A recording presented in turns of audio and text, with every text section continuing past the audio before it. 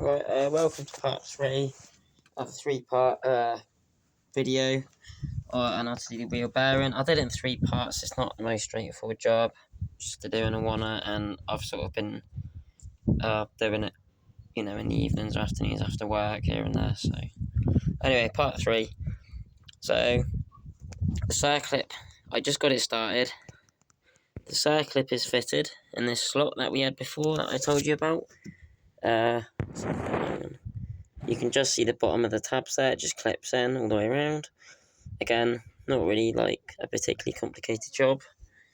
I've used one of the sleeves from the other kit just to push against this flat side of the hub.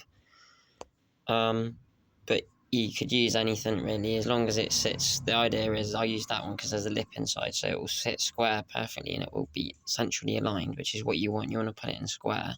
So if you've got something that fits around, ideal. If not, just make sure that if it's whatever the circle is that's pulling inside against it, it's sitting centrally relative to the hub. Otherwise it will pull it on an angle and it might not go in as nice. So make sure it's central, and then you can tighten this up by hand while it's central. Just get someone to hold it while you do it with the spanner, and once you get some tension on it, it won't slip off. The back is quite important to get this right, because if you get it wrong, you will end up pulling the inside of the bearing out. So we are pulling, hang on 2 seconds. We are pulling, sorry about my voice, the pollen sets my voice off a bit. We are pulling the hub, which is the bit with the studs on that the wheel bolts onto on the other side there. We are pulling that this way into the inner race. So you've got the outer race of the bearing, which is the outer part, and then the inside part that spins is the inner race. We are pulling that into the inner race. What you don't want to do is put your plate for pulling it this way, so we've got something to pull it on from the other side with the threaded bar.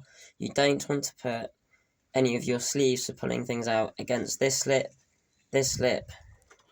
It has to be, a pulling plate has to sit on top, on that bearing itself that you've installed, your new bearing. It has to sit and cover the whole of the inner race at the very least, the whole of the inner side.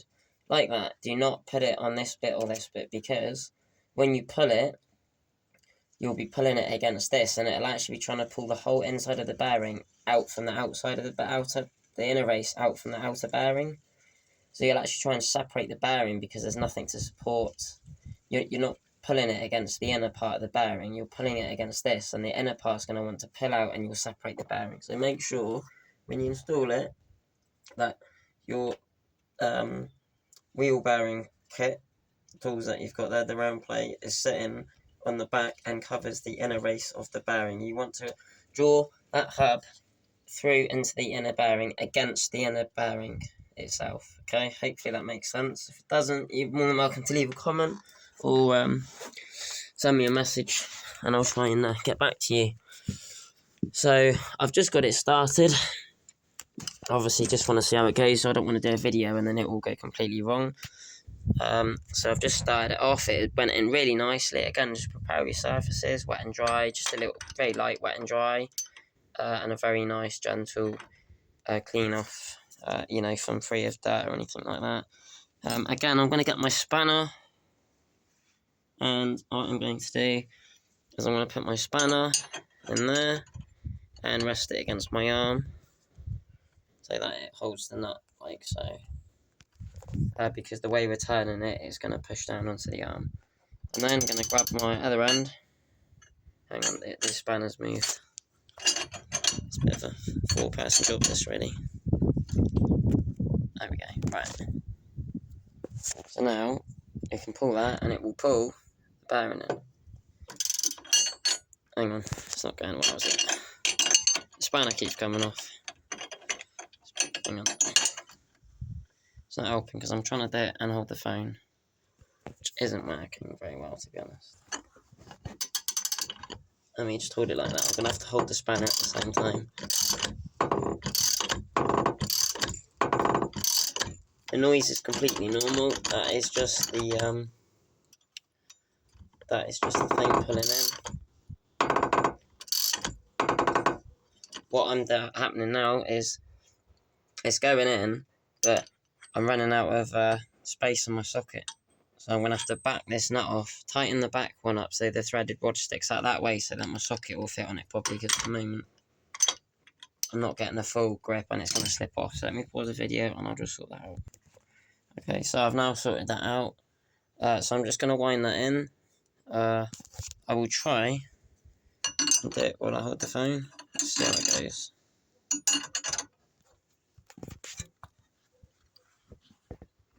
Sorry it's not the best view, I can't hold it. And, you know, it's not as easy as you'd think trying to do this. If I can balance my phone somewhere. That might be better. There we go.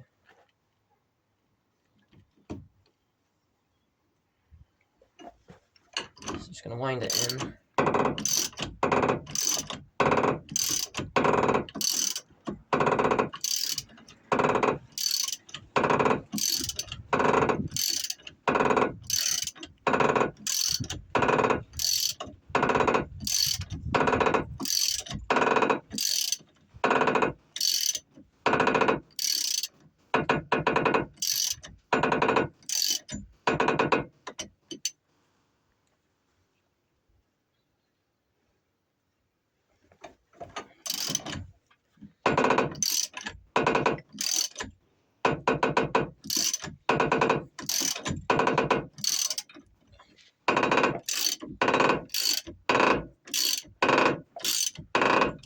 You can hear how tight it is. Oh, just by, I think that's it. Yeah, that's it. There you go. Can't go any tighter. Ooh. There we go. So now, just take this off. That is all the way in.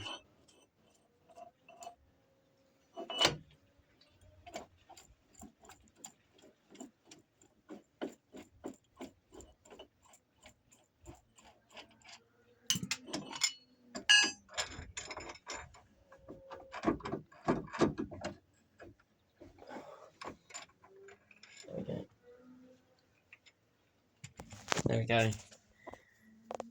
So now we've installed the, as far as it will go, it just stops. The scraping noise is just the ABS, not the ABS, sorry, the handbrake cable. If I spin it without, see, it doesn't make it. So that's that done. From the back, we can see that is pulled through nicely. There's no issues. So that's how you do it. If you like my video, please subscribe. I'm going to be trying to do a few more car maintenance videos. Try and help people out, and like for jobs like this, for instance, there's not a lot of information out there. There's like lots of information on how to do like other jobs, but when it comes to rear wheel bearings on these is200s, I couldn't find much. You know, I saw like an odd video, someone had done one part, then done half of it, which wasn't useful. Another person did, he did a video using a tool, and I had to look how much the tool was. It's some fancy tool. The tool's like 200-400 quid. It's like, who's going to buy that for that one job? So I've just used conventional tools. You can buy them on eBay, nothing branded, just cheap kits. Both of them are about 120 quid together. Really recommend having the two kits. You can see what's in them on my other videos a bit more, part 1 and 2. So the job's done. If you take this to a dealer, you'd be looking at about, I think it's about 2 hours, probably about a 2-hour job. I would have thought, probably about a 2-hour job. I think it would even take longer, really, wouldn't you? But probably a 2-hour job for a decent mechanic. Plus your parts and labour, unless you obviously buy them yourself. You know, I mean, even these days, labour's what? I don't know, was it 70 quid an hour? 75 quid an hour is not uncommon, is it? That's 150, so yeah, with the bearing, probably talking sort of 150, 200 quid minimum per side. So if you think that the tools cost, 110, 120, the tool's already paid for itself just by doing this one. I mean, obviously I've had to use my time, but at least you've done it yourself.